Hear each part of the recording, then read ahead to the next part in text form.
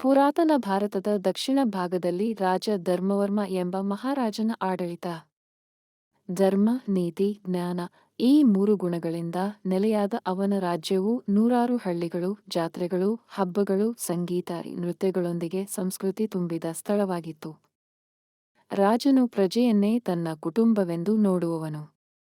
ಅವನು ಆಡಳಿತ ಮಾಡಿದ ಕಾಲದಲ್ಲಿ ರಾಜ್ಯದಲ್ಲಿ ಒಂದು ದೊಡ್ಡ ಸಮಸ್ಯೆ ಎದ್ದಿತು. ತುಂಗಾ ನದಿಯ ನೀರು ಒಣಗುತ್ತಿದ್ದಂತೆ ಹೊಲಗಳು ಬರಗಾಲಕ್ಕೆ ತುತ್ತಾಗುತ್ತಿದ್ದರು. ಕೃಷಿಯೇ ನಾಡಿನ ಜೀವನಾಡಿ, ಹೀಗಾಗಿ ರೈತರ ಮನಗಳಲ್ಲಿ ಭಯದ ಮೋಡ ಕವಿದಿತ್ತು. ರಾಜನಿಗೆ ಈ ವಿಚಾರ ತಿಳಿದಾಗ ಅವನು ತಕ್ಷಣ ರಾಜ್ಯದ ಹಿರಿಯ ಋಷಿಗಳು ಸೂಚಿಸಿದಂತೆ ರಾಜನು ನದಿಯ ಹಾದಿಗೆ ಸಮೀಪ ದೊಡ್ಡ ಕಟ್ಟೆ ನಿರ್ಮಿಸುವ ಯೋಜನೆ ಕೈಗೊಂಡ. ಇದು ಕೇವಲ ನೀರಾವರಿ ಯೋಜನೆಯಷ್ಟೇ ಅಲ್ಲ, ಅದು ಸಂಸ್ಕೃತಿಯ ಮತ್ತು ಒಗ್ಗಟ್ಟಿನ ಸಂಕೇತವಾಗಬೇಕೆಂಬುದು ರಾಜನ ಉದ್ದೇಶ. ರಾಜ್ಯದ ಎಲ್ಲ ವರ್ಣಗಳ ಜನರು, ನಾನಾ ಜಾತಿ ಮತಗಳ ಸಮುದಾಯದವರು ಒಂದೇ ಸ್ಥಳದಲ್ಲಿ ಸೇರಿ ದುಡಿದ.